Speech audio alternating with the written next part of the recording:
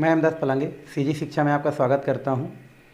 आज हम जो है नया चैप्टर कक्षा 12वीं का जो है रसायन विज्ञान का देखने वाले हैं। जैसे यहाँ पर दिया है रसायन विज्ञान कक्षा 12वीं का, हम आज जो है नया चैप्टर स्टार्ट कर रहे हैं जिसका नाम है रासायनिक बल गतिकी, है ना, जिसको बोलते हैं हम लोग केमिकल काइनेटिक्स। ये हमारा फिजिकल केमिस्ट्री का चौथा लेसन है। आपको पता है कि जो रसायन विज्ञान होता है उस रसायन विज्ञान को फिलहाल 3 खंड में डिवाइड करके पढ़ाई किया जाता है। एक फिजिकल केमिस्ट्री, भौतिक रसायन जिसको बोलते हैं, एक होता है हमारा इनऑर्गेनिक केमिस्ट्री, अकार्बनिक रसायन बोलते हैं, और एक होता है हमारा ऑर्गेनिक केमिस्ट्री जिसे हम जो है कार्बनिक रसायन कहते हैं। तो अभी हमारा जो क्या बोल रहे हैं, जो लेसन अभी जो स्टार्ट होने वाला है ये भौतिक रसायन के अंतर्गत आता है, या भौतिक जो रसायन होता है उसके अंतर्गत इसको रखा जाता है। तो यही आज हम क्या करने वाले हैं, देखने वाले हैं कि रासायनिक बल गतिकी होता क्या है। इसके अंतर्गत हम क्या क्या चीज़ों का क्या करते हैं, अध्ययन करते हैं, किन किन बातों का अध्ययन करते हैं, वो हम लोग क्या करने वाले हैं, देखने वाले हैं। तो सबसे पहले तो हम लोग यही जानते हैं कि रासायनिक बल गतिकी होता क्या है, रासायनिक बल गतिकी किसे कहते हैं। तो चलिए चलते हैं हम लोग किसके पास, रासायनिक बल गतिकी के पास। रासायनिक बल गतिकी रियल में एक रसायन होता है, एक रसायन का क्या होता है, भाग होता है। क्या हम ये बोल सकते हैं कि यह एक भौतिक रसायन होता है। कौन, हमारा जो रासायनिक बल गतिकी होता है, ये रासायनिक जो क्या होता है भाई हमारा, ये जो बल गतिकी होता है, ये रासायनिक बल गतिकी रसायन विज्ञान का क्या होता है, शाखा होता है। या ये बोल सकते हैं कि ये भौतिक रसायन का क्या होता है, एक शाखा होता है, जिसके अंतर्गत अभिक्रिया की दर, अभिक्रिया की क्या होता है हमारा जो दर होता है, और साथ में अभिक्रिया की जो क्या होता है, क्रियाविधि होता है। अभिक्रिया की जो क्या होता है भाई, क्रियाविधि होता है, इनका क्या किया जाता है, अध्ययन किया जाता है। तो वही आपका क्या कहलाता है, रासायनिक बल गतिकी कहलाता है। मतलब अगर आपसे क्वेश्चन कर दे कि रासायनिक बल गतिकी होता क्या है, तो आप बता सकते हैं कि भौतिक रसायन का वह शाखा जिसके अंतर्गत रासायनिक अभिक्रिया की दर और रासायनिक अभिक्रिया के क्रियाविधि को क्या किया जाता है, अध्ययन किया जाता है, वो आपका क्या कहलाता है, आपका रासायनिक बल गतिकी कहलाता है, या रासायनिक बल गतिकी के नाम से जाना जाता है। इसको अपने हिसाब से भी बोल सकते हैं कि भौतिक रसायन की वह शाखा जिसके अंतर्गत हम जो है रासायनिक अभिक्रिया की जो दर होता है, रासायनिक अभिक्रिया की जो क्रियाविधि होता है, उसका अध्ययन किया जाता है। या ये भी बोल सकते हैं कि अभिक्रिया की दर और अभिक्रिया की क्रियाविधि का अध्ययन हम जिस रसायन के अंतर्गत करते हैं वो क्या कहलाता है, हमारा ये आपका जो है रासायनिक बल गतिकी के नाम से जाना जाता है। आगे हम लोग जानेंगे कि रासायनिक अभिक्रिया की दर क्या होता है, अभिक्रिया की क्रियाविधि होता क्या है, ये हम लोग क्या करेंगे आगे फिलहाल जो है पढ़ाई करेंगे। फिलहाल अभी हमको जानना चाहिए था क्या, रासायनिक बल गतिकी होता क्या है, तो उसको हमने यहाँ पर बता दिया कि रासायनिक बल गतिकी का मतलब ये होता है कि वह विज्ञान या भौतिक रसायन का वह शाखा जिसके अंतर्गत जो है अभिक्रिया का जो वेग होता है, अभिक्रिया की जो क्रियाविधि होता है, उसका अध्ययन किया जाता है, वो हमारा रासायनिक बल गतिकी कहलाता है। जैसे यहाँ पर दिखा है कि भौतिक रसायन की वह शाखा, भौतिक रसायन की वह शाखा जिसके अंतर्गत रासायनिक अभिक्रिया की जो दर होता है, साथ ही साथ उनका क्रियाविधि होता है, उनका अध्ययन किया जाता है, वही क्या कहलाता है, हमारा रासायनिक बल गतिकी कहलाता है। यहाँ पर जो रासायनिक बल गतिकी होता है, ये जो बल गतिकी जो वर्ड होता है, जिसको हम लोग क्या बोलते हैं, केमिकल, रासायनिक को क्या बोलते हैं भाई हम लोग, केमिकल बोलते हैं, और इसको क्या बोलते हैं, काइनेटिक बोलते हैं, काइनेटिक, काइनेटिक।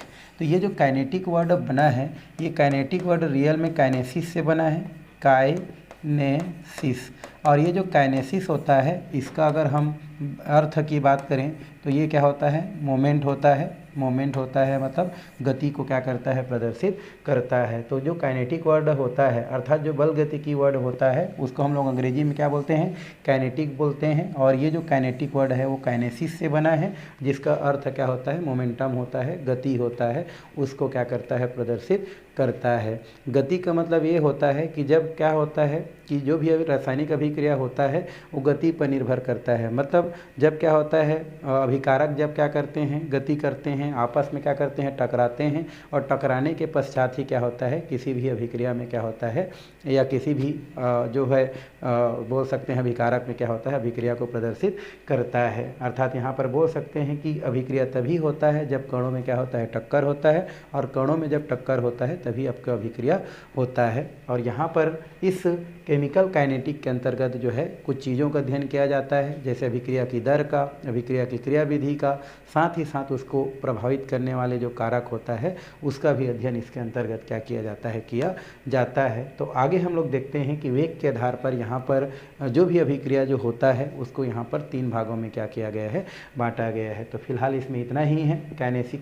काइनेटिक वर्ड किससे बना है, काइनेसिस से बना है, जिसका अर्थ होता है मोमेंट, और मोमेंट मतलब होता है गति, और गति से ही क्या होता है, अभिक्रिया क्या होता है, संचालित होता है। गति से क्या होते हैं, कण टकराते हैं, और टक्कर से अभिक्रिया संचालित होता है। तो ये इसका सामान्य क्या हो गया, परिचय हो गया, जिसमें से आपका पहला परिचय जो कि रासायनिक बल गतिकी को क्या करता है, परिभाषित करता है। तो आप बता सकते हैं भाई कि भौतिक रसायन की वह शाखा जिसके अंतर्गत रासायनिक अभिक्रिया की दर और रासायनिक अभिक्रिया की क्रिया विधि का अध्ययन किया जाता है, वही आपका क्या कहलाता है, रासायनिक बल गतिकी कहलाता है। आगे यहाँ पर वेग के आधार पर, किसके आधार पर, वेग के आधार पर जितने भी रासायनिक अभिक्रिया होता है उस रासायनिक अभिक्रियाओं को यहाँ पर कुछ भागों में क्या किया जाता है, बांटा जाता है। जिसमें से पहला रासायनिक अभिक्रिया होता है हमारा, वो दिया है अतिमंद अभिक्रिया। ये वेग के आधार पर इन अभिक्रियाओं को बांटते हैं। तो पहला अभिक्रिया हमको प्राप्त होता है वो कौन सा है, अतिमंद अभिक्रिया, जिसको अंग्रेजी में वेरी स्लो रिएक्शन बोलते हैं। दूसरा होता है हमारा तीव्र, या इसको बोलते हैं ताक्षणिक अभिक्रिया, जिसको हम वेरी फास्ट रिएक्शन बोलते हैं।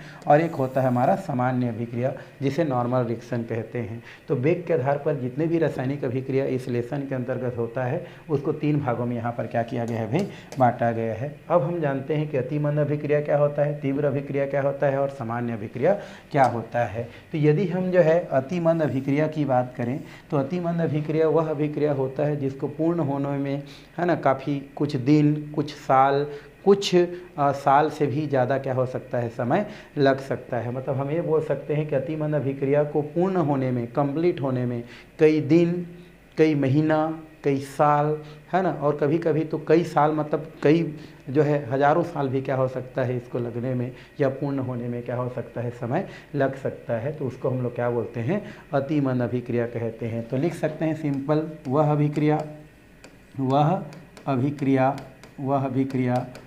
जिन्हें पूर्ण होने में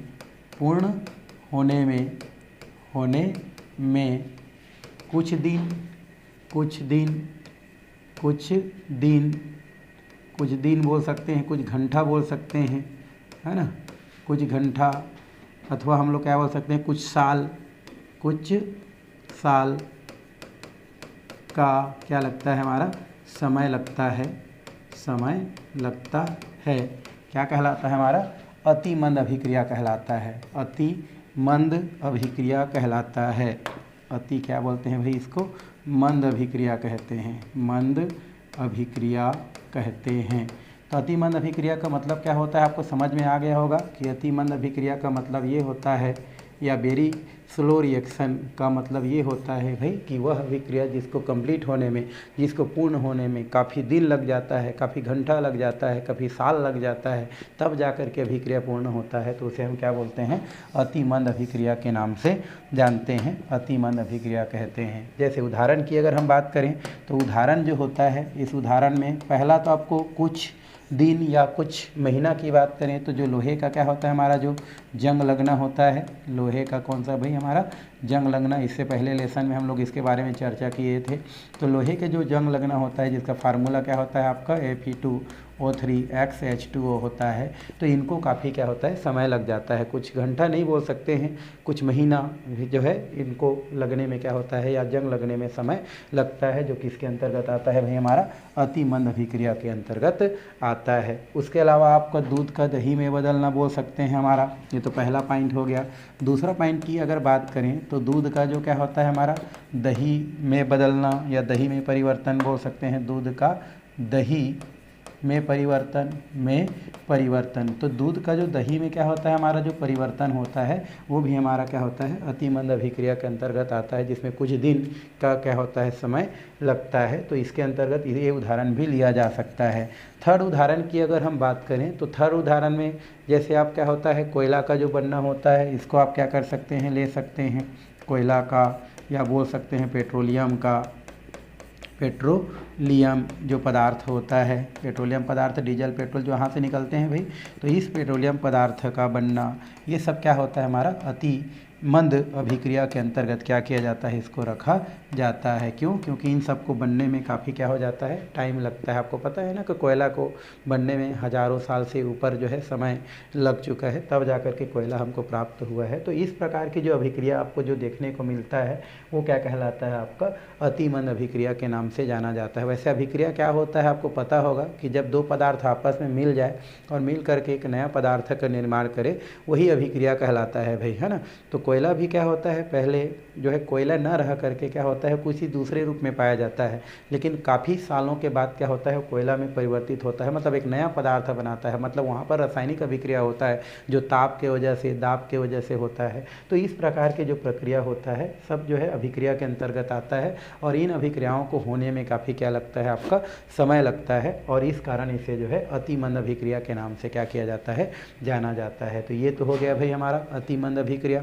अगर यहाँ से क्वेश्चन आता है तो आप आसानी से बना सकते हैं भाई, इसमें कुछ नहीं रखा है, इसको रटन वाली कोई चीज़ नहीं है, ठीक है। आप बोल सकते हैं अतिमंद अभिक्रिया या वेरी स्लो रिएक्शन वह रिएक्शन होता है जिस रिएक्शन को, जिस अभिक्रिया को होने में काफ़ी क्या लगता है, समय लगता है, कुछ घंटे, कुछ दिन, कुछ साल और कई बहुत सारा दिन लग जाता है, तो उसको हम लोग क्या बोलते हैं, अतिमंद अभिक्रिया कहते हैं। तो ये क्या हो गया हमारा भाई, अतिमंद अभिक्रिया। चलिए अब हम किसके पास चलते हैं, सेकेंड। ये हमारा है तीव्र अभिक्रिया, या इसी को हम लोग तात्क्षणिक अभिक्रिया के नाम से जानते हैं। अंग्रेजी में इसको जो है वेरी फास्ट रिएक्शन कहते हैं, ठीक है। वेरी फास्ट रिएक्शन मतलब तत्काल वाला है ना। इस प्रकार के अभिक्रिया को जो पूर्ण होने में बहुत कम समय लगता है, सेकेंड का समय लगता है, मिनट का समय लगता है, तो बात करेंगे तो ज़्यादा अच्छा है। घंटा की बात नहीं करेंगे, सेकेंड और मिनट की बात करें तो ज़्यादा अच्छा है। तो इस प्रकार के जो अभिक्रिया होता है, तीव्र जो अभिक्रिया होता है, तात्क्षणिक जो अभिक्रिया होता है, उन अभिक्रियाओं को पूर्ण होने में बहुत कम समय लगता है, सेकेंडों का समय लगता है, तो वह अभिक्रिया क्या कहलाता है, हमारा तीव्र या तात्क्षणिक अभिक्रिया के नाम से क्या किया जाता है, जाना जाता है। और इस प्रकार की अभिक्रिया आपको जो है केमिस्ट्री में देखने को मिलता है ना, कि जो तुरंत आपको क्या करे, रिएक्ट करे। जैसे आपने देखा होगा, लैब कभी गए होंगे तो अगर हम क्या करते हैं, यहाँ पर कोई अम्ल ले लेते हैं, मान लो हम लोग कंसनट्रेट HCl लेते हैं, और इसमें जैसे हम क्या करते हैं, जिंक की धातु डालते हैं, यहाँ से हाइड्रोजन गैस क्या हो जाता है, तुरंत रिलीज हो जाता है। तो ये किसके अंतर्गत आएगा भाई, हमारा तीव्र अभिक्रिया के अंतर्गत आएगा। तो इसको हम लोग जो है अपने हिसाब से क्या कर सकते हैं, परिभाषा लिख सकते हैं कि वह अभिक्रिया, हम लिख सकते हैं कि कौन सा अभिक्रिया की बात कर रहे हैं भाई हम लोग, तीव्र अभिक्रिया। तीव्र अभिक्रिया, तो तीव्र अभिक्रिया की बात कर रहे हैं तो हम लोग लिख सकते हैं कि वह अभिक्रिया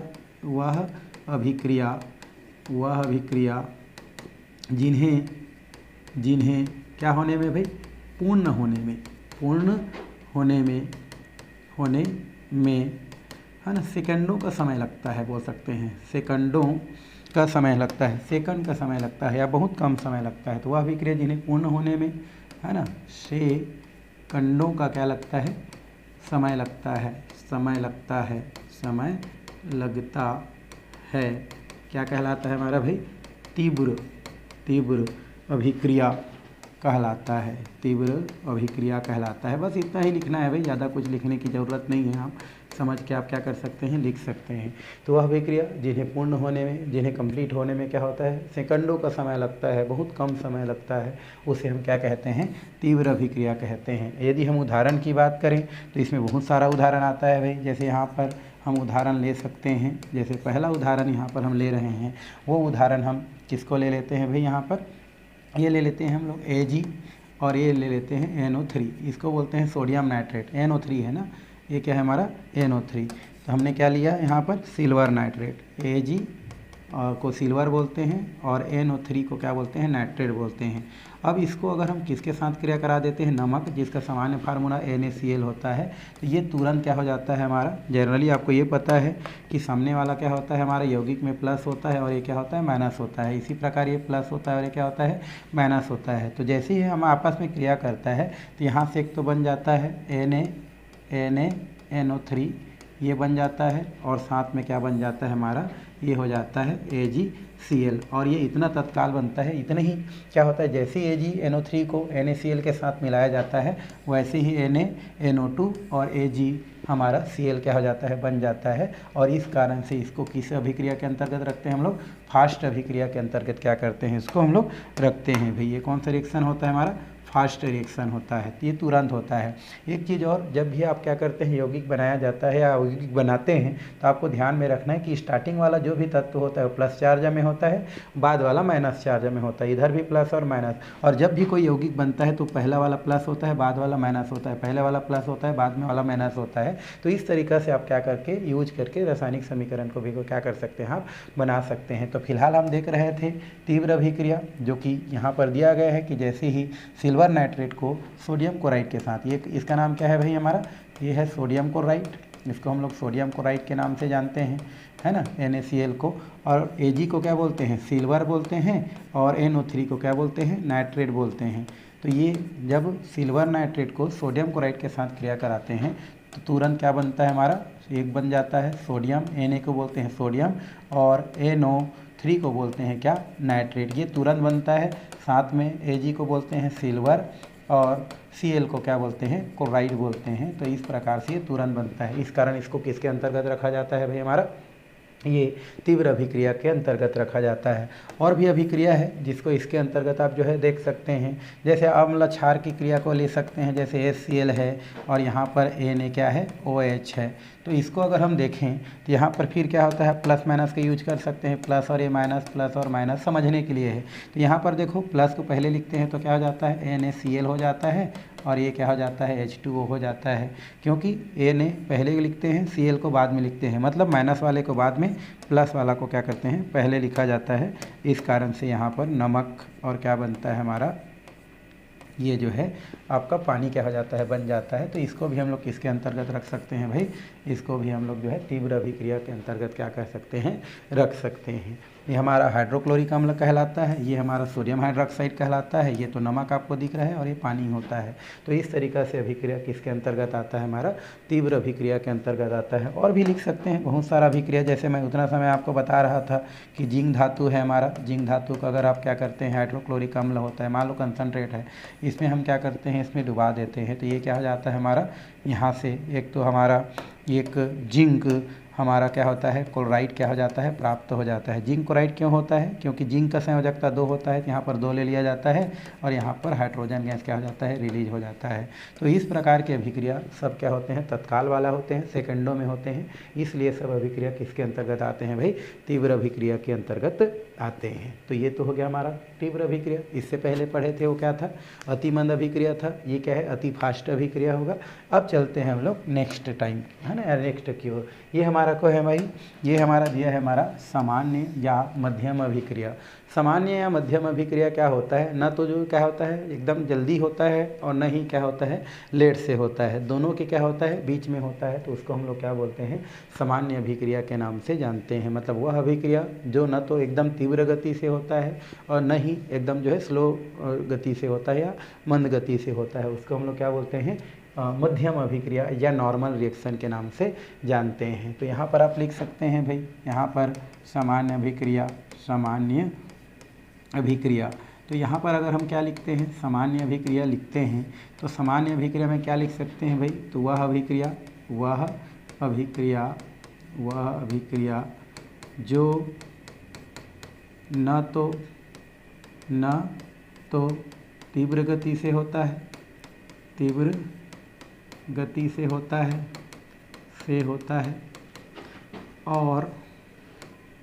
और न ही वेरी स्लो होता है ना, होता है, और न ही ये तीव्र है ना, न ही मंद गति से होता है, मंद गति से होता है। मंद गति से होता है क्या कहलाता है हमारा? सामान्य अभिक्रिया कहलाता है, सामान्य अभिक्रिया कहलाता है। तो यहाँ से हम क्या कर सकते हैं? सामान्य अभिक्रिया को परिभाषित कर सकते हैं भाई। सामान्य अभिक्रिया क्या होता है? तो वह अभिक्रिया न तो जो क्या होता है फास्ट होता है और न ही ज़्यादा स्लो होता है, दोनों के बीच की स्थिति में जो अभिक्रिया पूर्ण होता है उसे हम क्या बोलते हैं? नॉर्मल रिएक्शन के नाम से जानते हैं। जैसे इसके अंतर्गत हम देखें तो यहाँ पर एक उदाहरण क्या कर सकते हैं हम लोग लिख सकते हैं। जैसे यहाँ पर एक उदाहरण दिया है CH3COO इतना को बोलते हैं मेथिल, इस साइड वाला को क्या बोलते हैं? मेथिल, इस साइड वाला को बोलते हैं एसीटेट। जब हम ऑर्गेनिक केमिस्ट्री पढ़ेंगे तो ये सब चीज़ आपको क्या करेंगे भाई? बताएंगे। फिलहाल अभी CH3 COO और CH3 इसका नाम होता है मेथिल एसीटेट, मेथिल एसीटेट कहा जाता है। इसको क्या बोलते हैं? मेथाइल एसीटेट कहते हैं, है ना। ये हो जाता है मेथाइल एसीटेट। अब इस मेथाइल एसीटेट को जब हम क्या करते हैं? पानी के साथ क्या करते हैं भाई? क्रिया कराते हैं। तो पानी के साथ जैसे ही हम इसको क्या करते हैं? क्रिया कराते हैं, ये दो भागों में टूटता है, माइनस वाला भाग और ये प्लस वाला भाग, ठीक है। इसी प्रकार पानी भी टूटता है भाई H प्लस वाला भाग में और OH माइनस वाला भाग में ये टूट जाता है। तो इस स्थिति में क्या होता है? क्रिया करेगा तो क्या बनाएगा? देखो ये प्लस वाला भाग इसके माइनस वाला भाग से जुड़ता है तो क्या बनेगा भाई? देखो यहाँ से बन जाएगा CH3COO। अब ये माइनस है तो प्लस जुड़ जाता है तो ये हो जाता है H, और यहाँ पर क्या बचा है? CH3 जो कि प्लस है, ये हो जाता है आपका CH3 और ये हो जाता है OH। इतना को बोलते हैं एसिटिक अम्ल। इसको क्या बोलते हैं भाई? एसिटिक एसिड बोलते हैं। CH3COOH को एसिटिक अम्ल बोलते हैं और इसको मिथाइल एल्कोहल के नाम से जानते हैं, मिथाइल अल्कोहल कहा जाता है। तो इस प्रकार की जो अभिक्रिया आपको देख रहे हो, ये अभिक्रिया किसके अंतर्गत होता है भाई? हमारा ये सामान्य अभिक्रिया के अंतर्गत जो है इस अभिक्रिया को क्या किया जाता है? रखा जाता है। क्यों? क्योंकि इस अभिक्रिया को पूर्ण होने में न तो ज़्यादा टाइम लगता है और न ही ज़्यादा जल्दी होता है, इसलिए अभिक्रिया क्या कहलाता है? हमारा मध्यम अभिक्रिया या सामान्य अभिक्रिया के नाम से जाना जाता है। अभी हम जो है 3 प्रकार के अभिक्रिया देखे हैं, उनमें से एक अति मंद है, एक जो है अति फास्ट है और एक क्या होता है? हमारा मध्यम होता है। तो तीनों अभिक्रियाओं में से अगर हम अभिक्रिया की दर गणना करना चाहते हैं, तीनों अभिक्रियाओं में से अगर हम अभिक्रिया की दर को निकालना चाहते हैं, तो उनमें से अगर हम फास्ट से देखना चाहें तो वहाँ से अभिक्रिया की दर जो है निर्धारित नहीं होता है, क्योंकि वो इतना फास्ट तरीका से होता है कि वहाँ से दर निकालना, अभिक्रिया की दर निकालना क्या होता है? मुश्किल होता है। अगर हम अति स्लो की बात करें तो अति स्लो इतना लेट में कंप्लीट होता है कि वहाँ से भी अभिक्रिया की दर निकालना क्या हो जाता है? आपका मुश्किल हो जाता है। इसलिए अभिक्रिया की जो दर होता है, अभिक्रिया की जो क्या है? हमारा जो दर है, अभिक्रिया की जो दर है, उसका जो वेग है, वो जो है सामान्य अभिक्रिया के क्या होता है? ऊपर क्या करता है? निर्भर करता है। किसके ऊपर निर्भर करता है भाई? सामान्य अभिक्रिया के ऊपर निर्भर करता है। तो जो भी अभिक्रिया की जो दर है वो किस पर निर्भर करता है? सामान्य अभिक्रिया पर निर्भर करता है। मतलब सामान्य अभिक्रिया से ही किसी अभिक्रिया की दर क्या किया जा सकता है? निकाला जा सकता है। फास्ट अभिक्रिया से और वेरी स्लो अभिक्रिया से अभिक्रिया की दर की गणना नहीं किया जा सकता है। क्यों? क्योंकि एक कंप्लीट होने में एक समय लगेगा, तो कब निकालेंगे? देखता थोड़ी रहेंगे जय गुनाई, कब कंप्लीट होगा तो फिर हम लोग अभिक्रिया की दर निकालेंगे बोल के। और फास्ट इतना जल्दी होता है कि हम लोग देख ही नहीं पाते हैं कि कितना समय घटित हुआ। तो इसलिए जो भी अभिक्रिया की जो दर की जो गणना है, वो गणना जो है सामान्य अभिक्रिया से क्या किया जाता है? निकाला जाता है कि किस टाइम में हुआ और उस टाइम में अभिकारक के सांद्रता में क्या परिवर्तन हुआ। तो ये जो है आपकी अभिक्रिया की दर की गणना के लिए बेस्ट अभिक्रिया क्या होता है? हमारा सामान्य अभिक्रिया होता है ना। तो ये तो हो गया हमारा वेग के आधार पर जो भी अभिक्रिया का जो प्रकार था उसको हमने यहाँ पर देख लिया। अब हम जो है आगे जो पॉइंट है उसकी ओर क्या होते हैं? चलते हैं। यहाँ पर दिया है अभिक्रिया के वेग के विभिन्नता के कारण। हमने 3 प्रकार के अभिक्रिया पढ़ा है ना, एक अति मंद, एक हमारा अति फास्ट और एक स्लो। तो इन तीनों अभिक्रियाओं में अंतर होने के पीछे कारण क्या है? ये तीनों को हम अलग अलग क्यों पढ़ते हैं? कहने का मतलब ये है तीनों को अलग अलग हम क्यों पढ़ते हैं, है ना। अभिक्रिया तो ऐसे होते हैं लेकिन तीनों को अलग अलग हम क्यों पढ़ते हैं? इसका कारण क्या है? यहाँ पर दिया गया है कि अभिक्रिया के वेग में भिन्नता के कारण, इतने अलग अलग प्रकार के अभिक्रिया का जो वेग है ना, गति है, उसमें भिन्नता के कारण क्या होता है? तो उनके भिन्नता के कारण होता है जो भी अभिक्रिया में भाग लेने वाले जो अणु हैं, परमाणु हैं या जो आयन होते हैं, उनके मध्य पाए जाने वाला जो बंध होता है वो इनका मेन कारण होता है। जैसे हम लोग अभी क्या लिए थे, Ag और क्या लिए थे, NO3 लिए थे, साथ में क्या लिए थे, NaCl लिए थे।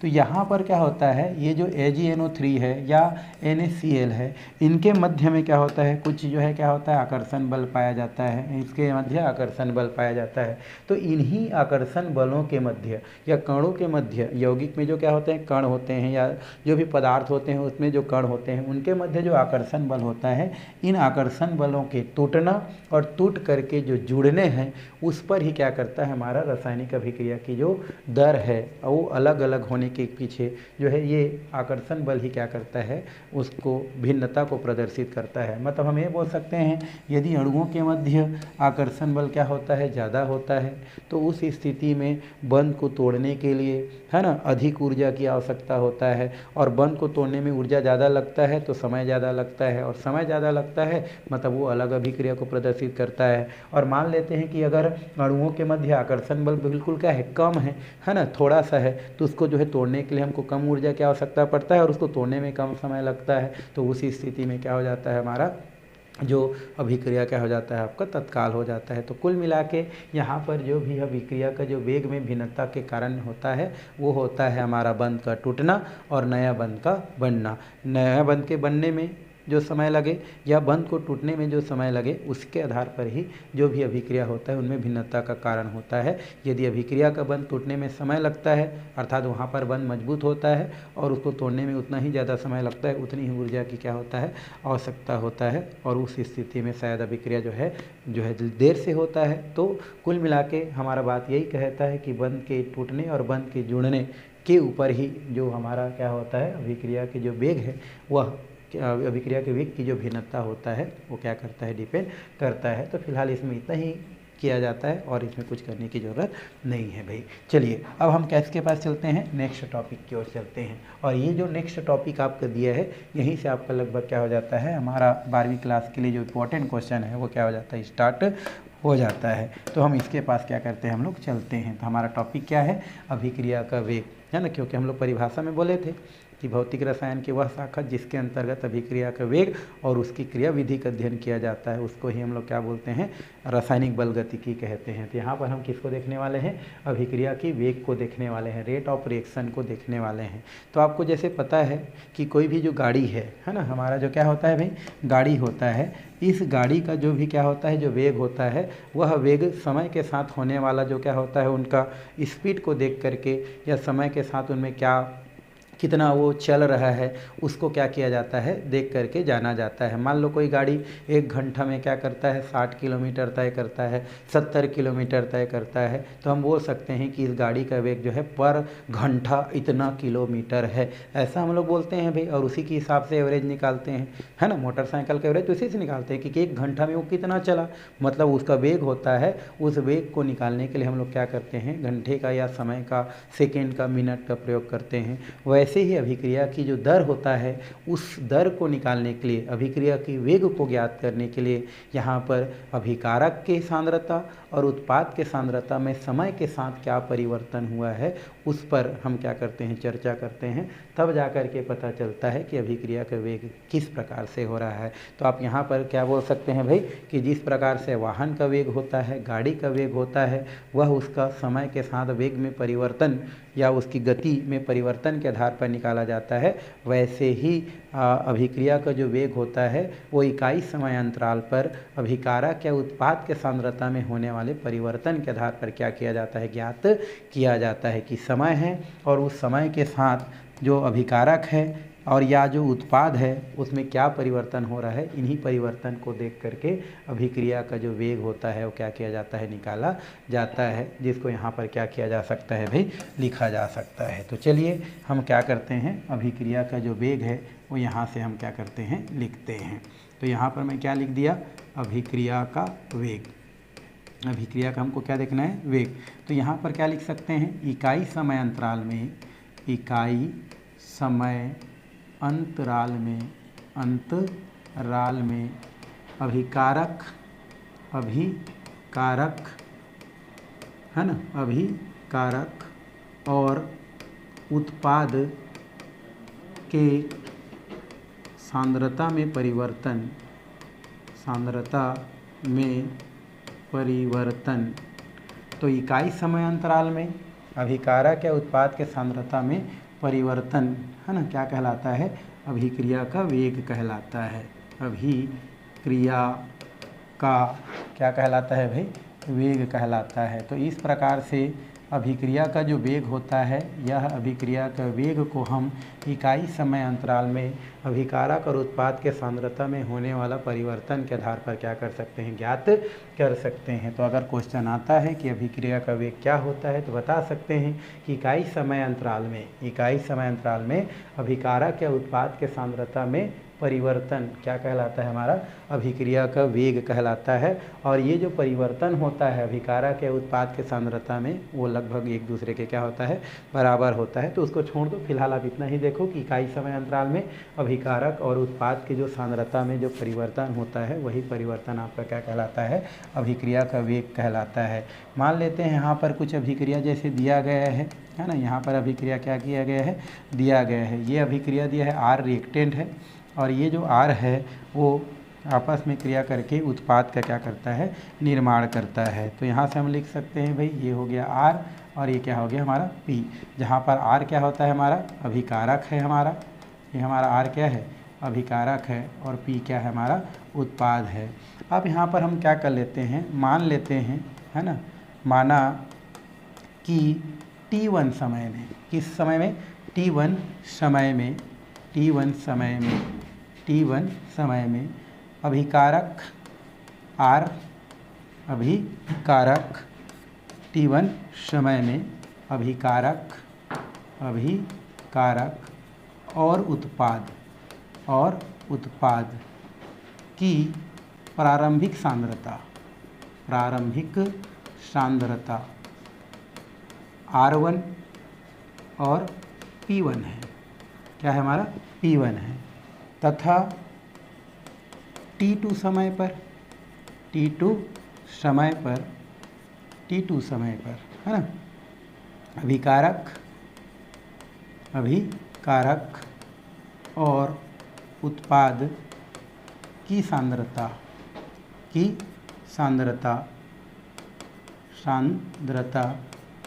R2 और P2 हो जाता है। तो हम क्या लिख सकते हैं यहाँ पर? ये हो जाता है हमारा R2 बाद वाला, ये हो जाता है R1। तो इसके बराबर क्या होता है? हमारा डेल R। ये हमारा क्या हो गया कि R पहले क्या था? हमारा R1 था, उससे क्या हो गया? R2 हो गया। तो R2 माइनस क्या हो गया? R1 बराबर क्या होता है? Del R। टाइम की अगर हम बात करें, अच्छा उत्पाद की बात करें, तो उत्पाद भी क्या हो सकता है? हमारा P2 माइनस क्या होता है? P1 और ये क्या हो जाता है? Del P। और अगर हम टाइम की बात करें तो T2 माइनस क्या हो जाता है? हमारा T1 और ये क्या हो जाता है? Del T। अर्थात यहाँ पर अभिक्रिया की जो दर होता है, किसका होता है? हमारा जो अभिक्रिया की जो दर होता है, अभिक्रिया की किसकी दर? हमारा अभिक्रिया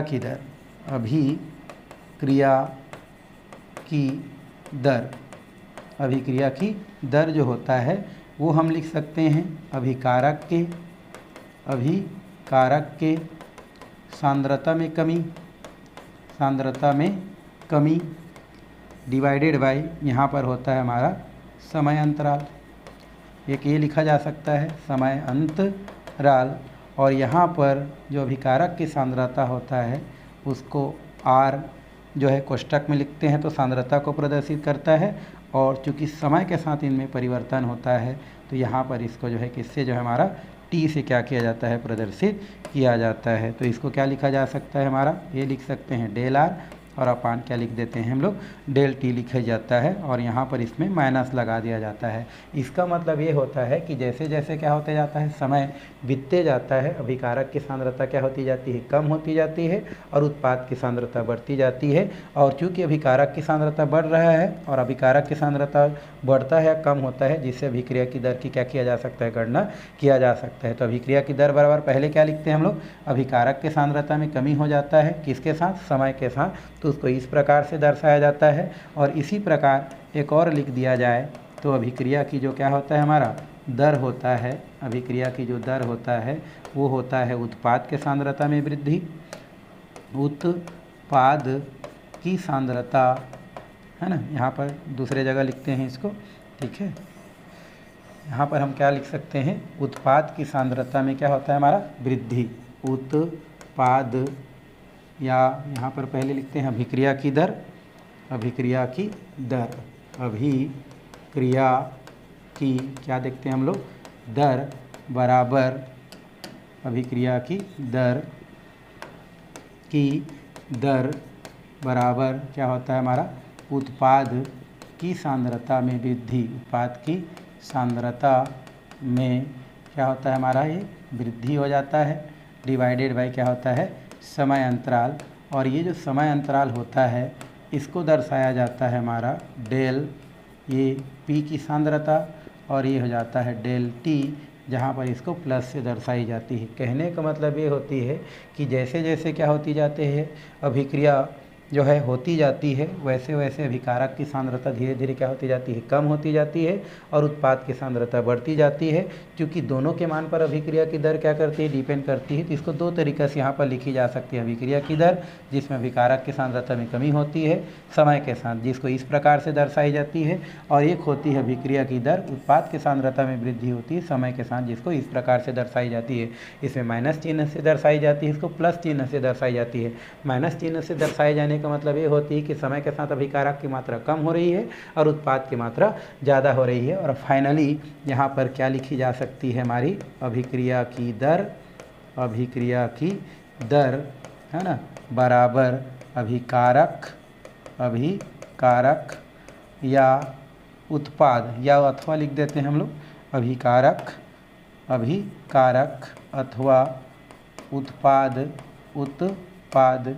की सांद्रता में परिवर्तन, सांद्रता में परिवर्तन डिवाइडेड बाई क्या होती है समय अंतराल होती है,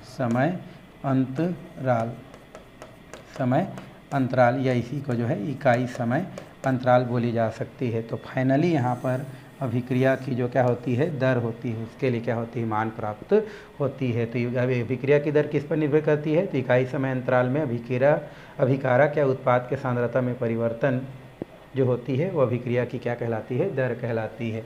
तो इस तरीक़ा से यहाँ से अभिक्रिया की जो दर है, अभिक्रिया की जो वेग है, उनको परिभाषित की जा सकती है। तो अभिक्रिया की वेग अगर आती है तो आप जो है लिख सकते हैं कि इकाई समय अंतराल में अभिकारक या उत्पाद के सांद्रता में जो भी परिवर्तन होती है वही परिवर्तन क्या कहलाती है, आपकी अभिक्रिया की दर कहलाती है। और अभिक्रिया की दर को अगर डिफाइन किया जाए तो इस प्रकार से क्या की जा सकती है, उसको बनाई जा सकती है, जहाँ पर ये जो डेल आर अपॉन डेल जो टी होती है, ये जो डेल टी है यहाँ पर माइनस लगी है, वो अभिकारक के सांद्रता में कमी को प्रदर्शित करती है, और यहाँ पर जो equal to plus del P upon del T है वो जो है आपका उत्पाद के सांद्रता में वृद्धि को क्या करती है, प्रदर्शित करती है। तो इस तरीक़ा से इसको क्या की जा सकती है भाई, यहाँ पर लिखी जा सकती है। अब यहीं से जो है अभिक्रिया की दर की इकाई भी क्या की जा सकती है, गणना की जा सकती है। तो यहाँ पर अभिक्रिया की दर जो होती है की जो इकाई है, ये इकाई भी क्या की जा सकती है, गणना की जा सकती है। चूँकि यहाँ पर अभिकारक या उत्पाद की जो सांद्रता होती है इसको मोल पर लीटर से दर्शाई जाती है। किससे, मोल हमारा जो है पर लीटर से क्या की जाती है, दर्शाई जाती है। यहाँ पर जो अभिकारक की सांद्रता या उत्पाद की सांद्रता को किससे दर्शाई जाती है भाई, मोल पर लीटर। आप सेकंड लेसन में पढ़े हैं सांद्रता क्या होता है, तो 1 लीटर में घुले हुए या उपस्थित विलेय पदार्थों की मात्रा। तो यहाँ पर क्या होती है, मोल पर लीटर से अभिकारक की या उत्पाद की सांद्रता को दर्शाई जाती है। और समय को किससे दर्शाई जाती है भाई, यहाँ सेकेंड से दर्शाई जाती है। जब सेकेंड क्या हो जाती है, ऊपर चली जाती है, तो अंततः इसका जो मान है मोल पर लीटर पर सेकेंड क्या हो जाती है, आपको इसकी इकाई जो है क्या हो जाती है, प्राप्त हो जाती है। तो इस तरीक़ा से अभिक्रिया की जो इकाई होती है हमको क्या प्राप्ति होती है, मोल पर पर सेकेंड क्या होती है, प्राप्त होती है। तो ये हो गया आपका अभिक्रिया का वेग।